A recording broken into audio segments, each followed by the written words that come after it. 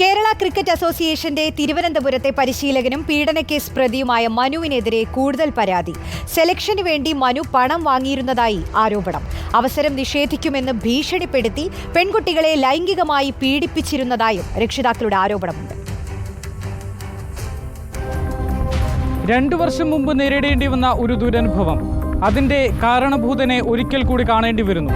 ലൈംഗികമായി പീഡിപ്പിച്ചും ഉപദ്രവിച്ചും കരിയർ തന്നെ തുലച്ച ആ മനുഷ്യൻ തലസ്ഥാനത്ത് തുടരുന്നുവെന്നറിഞ്ഞ ആ പെൺകുട്ടിയുടെ ഉള്ളം പിടയുന്നു. പിന്നീട് സംഭവങ്ങൾ പോലീസിനോട് പറയാനുള്ള ആർജവം ആ പെൺകുട്ടി കാണിക്കുന്നു. ഇതോടെ പുറത്തു വരുന്നത് കോച്ചിങ്ങിന്റെ മറവിൽ കേരള ക്രിക്കറ്റ് അസോസിയേഷന്റെ തിരുവനന്തപുരത്തെ പരിശീലകൻ മനു നടത്തി വന്നിരുന്ന അതിക്രൂരതകളുടെ ഞെട്ടിക്കുന്ന കഥകൾ.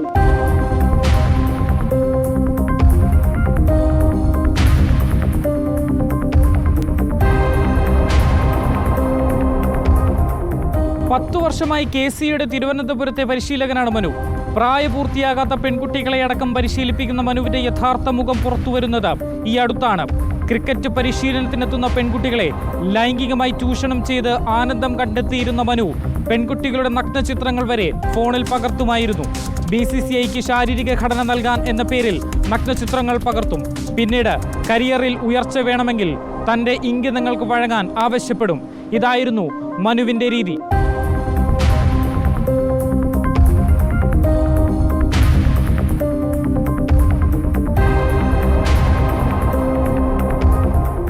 KC ആസ്ഥാനത്തിന്റെ ശുചിമുറികളിലും വിശ്രമമുറികളിലും ജിമ്മുകളിലും മൈതാനത്തുമൊക്കെ പെൺകുട്ടികൾ മനുവിന്റെ ക്രൂരതകൾക്ക് ഇരയായിക്കൊണ്ടിരുന്നു.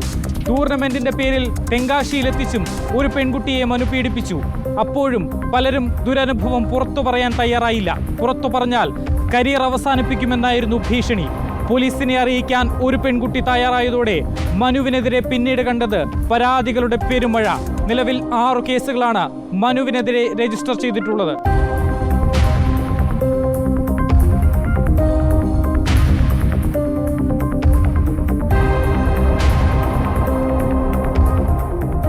മനുവിനെതിരെ പലവിധ ആരോപണങ്ങൾ ഇതിനോടകം ഉയർന്നു വന്നു.